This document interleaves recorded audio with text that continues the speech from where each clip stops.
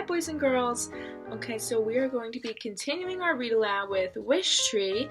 We are going to be reading chapters 43 to 45. Now we are going to be doing something a little bit different with Wishtree. We are going to be talking about personification because this whole book there are personified characters. Personification is when you give human qualities to animals or objects. So Red, for example, she is a tree who can talk. Trees usually can't talk. They are given this human-like quality that they could talk. Same thing for the other animals like Bongo and the possums and everyone else.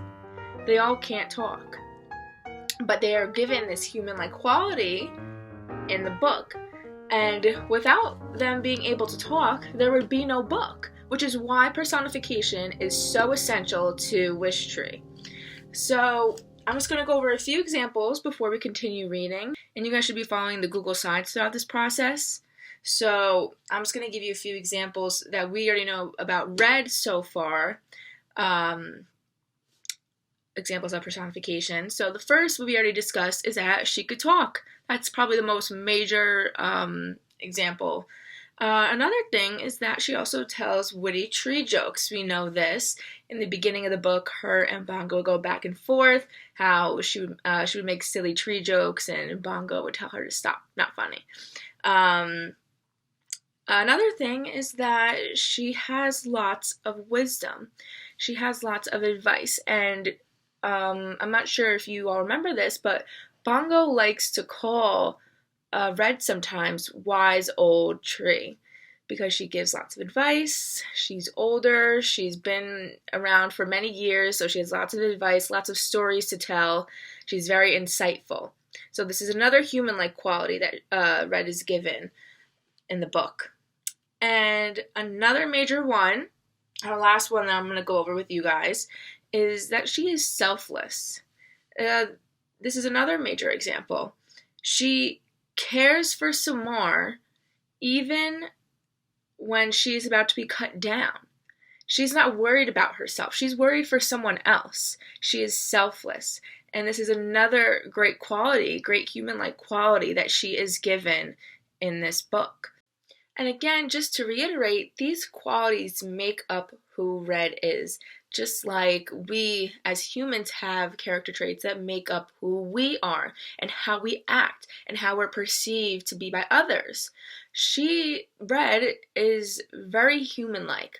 She is personified. And again, it's really, personification is crucial to this book, to Wishtree, because most of the characters who are actually the main characters in the book, they are all trees or animals who cannot talk, but they are given this quality. Without them being able to talk, there would be no Wishtree. There would be no book. And that is so important to understand, that personification is essential to Wishtree. And we are going to see a lot more examples as we continue with our read aloud today in chapters 43 through 45. So let's get started. Chapter 43. That afternoon, I met my executioners. Not having teeth, I've never really understood the fear people seem to have of dentists. I've overheard conversations where the words root canal and cavity were used, but in tree world, those have different meanings. After seeing the tree cutters and their equipment, when a truck carrying powerful chainsaws, along with something ominously called a stump grinder, shows up, well, you know you're in trouble. Mind you, an arborist is a great friend to trees. We need our limbs trimmed just the way you need to cut your fingernails and hair, although for us it's only once or twice a year, and it's called pruning. I always feel especially elegant after a good pruning. But pruning is always done with special shears that look like giant scissors or with a small saw on a long pole. Stump grinders are generally not part of the plan. It didn't help when three men wearing orange hats went to Francesca's door and announced they were here from Timber Terminator's tree service. "I'm going to make a deposit on those silly hats," Bongo muttered. "No, Bongo," I said. although the idea was tempting. Let's wait and see what's what. Maybe they're just here for some pruning. You really are an Already, into the first two pages that we read, there are a bunch of examples here of how red is personified. The first one is the most obvious one. She's comparing herself to humans in the sense that when they go to the dentist, she understands what people mean by the words when they're scared of the word root canal and cavity, and how she feels that same sense of fear. Different words, but she still has that feeling, just like humans. So she's given that human-like quality. Also on the next page, she says how she needs to be pruned, and for humans, that's kind of like cutting your fingernails or hair. So here again, she's also personified and giving human-like qualities. And she says, I always feel especially elegant after a good pruning. I'm pretty sure when everyone gets their nails done or gets a new haircut, they feel nice and fresh, nice and clean.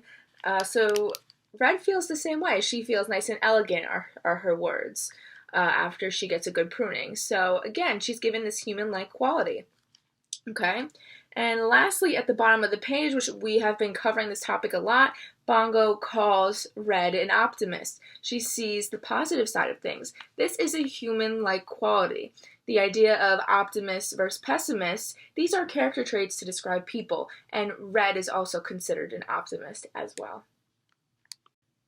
Francesca walked the men over, this time without Lewis and Clark, and they discussed cost and timing. That's right. They talked about cutting me down, even as they enjoyed the shade from my lovely limbs. Talk about insensitive. One of the men, he introduced himself as Dave, climbed a ladder to inspect my hollows. Agnes, Harry Spedders, and Big U eyed him warily, ready to defend their babies. You've got some critters here, ma'am, he reported. Yes, I know, Francesca said. Every year like clockwork. Bongo flew up to a spot near Agnes. Just one deposit, she said under her breath. That's all I'm saying. Situation like this, we generally advise cutting in late fall, less likely to disturb any nests. I've got that covered. On hips. Animals and birds hightail it out of here every May 1st. Wishing Day, you know? Dave scratched his stubbly chin.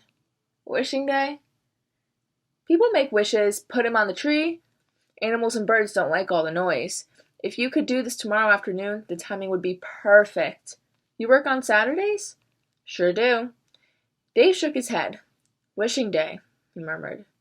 Now I've heard everything. Francesca nodded. She patted my trunk. Yeah, craziness. Can't believe I've put up with it as long as I have.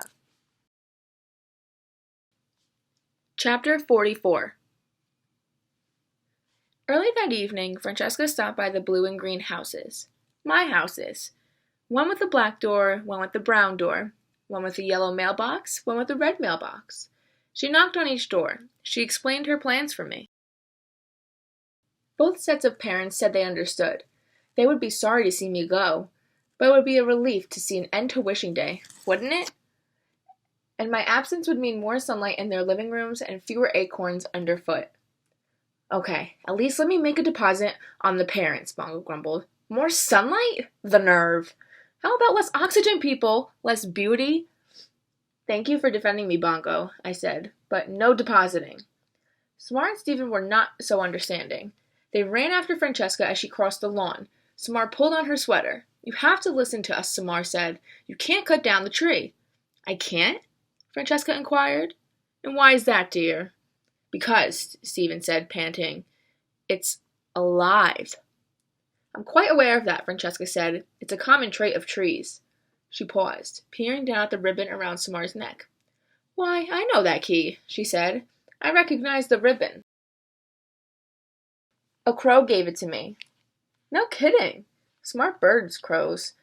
Samar slipped the ribbon over her head and handed the key to Francesca. Oh, I don't want that old thing, she said, giving it back. You can keep it. It just made me remember. It's not important. It opens a diary. My great-great-grandmother, Maeve, kept a journal after she moved here. So that's what it's for? Samar said. Where is it? Stephen. The journal? Attic, maybe. Or no, it's probably in the shed behind Samar's house. Got a lot of old family stuff stashed away in there. She gave a wry smile. Unless it all floated away. Backyard's pretty wet right now, which, by the way, is one of the reasons it's time for this tree to say goodbye. Samar wiped away tears. You don't understand. This tree, it's almost like it's human. That's sweet. Francesca patted Samar's head. But honey, it's just a tree. She squared her shoulders. Here we get to see another example of how Bongo is personified.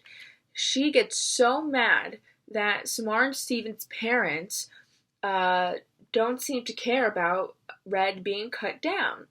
And Bongo gets really angry about this. And she wants to make a deposit on the parents because she's so mad. I mean, she wants to poop on them, which is kind of funny. So, multiple things. One is that she's making a joke. She's kind of like, she gives like this witty humor. She says, how about less oxygen, people? Less beauty. So she's kind of making a little joke here. So she's given this comedic type of character trait, which is also human-like. That's one thing. She likes to tell jokes as well, like Red. And another character trait that Bongo has on this page is that she's angry.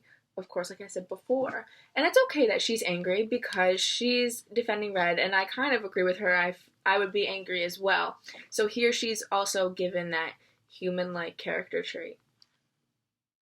Now I must go feed Lewis and Clark. I can hear them complaining from all the way over here, and I've got a busy day ahead of me tomorrow. As she moved to leave, Stephen stepped in front of her. Before you go, he said, his voice firm. Just listen. He turned to me. Say something, he instructed. Please, Tree, Samar pleaded. I kept silent. What more was there to say? Francesca looked from Stephen to Samar and back again. Children, she said. Perhaps those video games you like to play have addled your brains. Addled means to be confused or unable to think clearly. Talk, Tree, Stephen said. Silence. It can talk, Samar told Francesca. Real words. It told us a story about Maeve. Francesca, for just a moment, hesitated. She looked at me. You mean metaphorically, of course. The tree seemed to talk to you. The leaves whispered and so on. It told us about the hollow. And the baby. Francesca blinked. The baby? Yes, Samar said. The abandoned baby. Again, Francesca paused. Of course, I've told that family story before. You probably heard it from a neighbor. Stephen shook his head. We heard it from the tree. Oh my, said Francesca. She waved a hand in front of her face. You're wearing me out, you two. I am so very glad my parenting days are behind me. Listen here. You get a good night's sleep, understand? Or maybe some counseling. As quickly as she could, Francesca made her way across the lawn, her shoes caked with mud. Francesca, Stephen called. It's just a tree, dears. Repeat after me. It's just a tree. I was wondering if we could look for that diary. She glanced over her shoulder. Maeve's journal? Be my guest, if it's not underwater by now. Up her palms. Just no more tree craziness, you hear? When Francesca was back in her house, Stephen and Samar looked at me accusingly. Why didn't you talk? Samar demanded. Because it was foolish. Because I wasn't supposed to. Because. Looking defeated, Stephen and Samar trudged away. They hadn't gone far when Samar paused and turned to Stephen. Something happened today, she said. People at school were being weird. Talking about me, whispering, passing notes even. She narrowed her eyes. You didn't tell anyone, did you? About what happened last night? Of course not. Then I wondered what was going on. You're probably imagining things. I don't think so. I mean, I'm used to people talking about me, being mean, but this was different. Things aren't always what they seem, Stephen smiled sympathetically. Come on, let's go check out that shed. I watched the two of them head towards Samar's backyard. They were talking, laughing, becoming friends perhaps. Maybe I hadn't been so foolish, after all. In this chapter, we could also take away that Red is very decisive, meaning that she is well at making decisions and can make decisions on her own very easily. So she's decisive in the sense that, too, she decided to come out and speak to Stephen and Samar and tell her whole story. She made that decision on her own, and she's now living with it, and she's okay with that because she knew she had to speak up. And now in this chapter, she is deciding to stay silent now. She spoke her piece, she said what she had to say, now she's staying silent. And that's her decision, and she is being very decisive. She's making these decisions very easily with a clear head. And when she sees them walking away together, talking and laughing, she says that maybe she shouldn't, that maybe she isn't so foolish after all. So I think now she's happy with her decision on speaking up and telling her story, because her doing so brought Samar and Stephen together, and now they might even become friends. So I think she's very happy with her decision now. Chapter 45. Trees don't sleep, not like people do, or animals, but we do rest. Unfortunately, that night rest eluded me. I was filled with questions about the coming day, of course, but most of all, I didn't want to miss a moment of what little life I had left. I wanted to drink in the stars. I wanted to feel the fuzzy wings of the owlets. I wanted to stretch my roots just a tiny bit farther before the night was through. I wanted to indulge in some quiet contemplation about life and love and what it all meant. I wanted to philosophize. "I've been thinking," I said to Bongo. "There's no point in me worrying about tomorrow. It will come soon enough." "Red," Bongo said. "Too much, wise old tree?" Bongo paused. She looked at me for a long time. "Never," she said. "Never, ever too much, wise old tree." Bongo settled onto home plate. The world was quiet and calm. "Want to hear a tree joke?" I asked. "Is it funny?" "Probably not," I admitted. "Then probably no." "What's a tree's least favorite month?" "I don't know. What month?" "September." I paused. "Because you see, Red," Bongo interrupted. "As always, no need to explain." We didn't speak much after that. Turned out I didn't need to talk about life and love and what it all meant. It was enough to watch the sky freckled with stars, to smell the sweet wet earth, to listen to the beating hearts of the little ones I could keep safe, at least for one more night. Alrighty, so in this last chapter for our read aloud, we read about Red's last night before she's about to be cut down. And again, many examples of personification in this one chapter alone for Red. She's pondering about life, she's thinking about life. Humans do the same thing. She knows when her time's coming, and now all she could think about is wanting to enjoy the time that she has left on this earth. And she goes off and lists a bunch of things. I wanted to do this, to do that. This is a human like quality, human like character trait that she has, just thinking about life. She also shows feelings of being scared or worried, and it's keeping her up at night. She wants to soak everything in. She's thinking about everything. She's worried for tomorrow. She's worried about being cut down. She's has these feelings of worried and scared. And Bongo is there to comfort her. Bongo comforting her is another human-like character trait. We humans, we are sensitive and we comfort each other. Bongo and Red are very great friends, and Bongo is comforting Red right now in this time of need on her last night before possibly being cut down. And throughout all of this, they're still their normal selves, telling jokes, being silly. So it's great to see that there's still some comedic relief in here. and that they're still telling jokes, and it makes them humorous. Another quality trait about them. Alrighty, so lots of personification in this book. Again, without personification, there would be no book.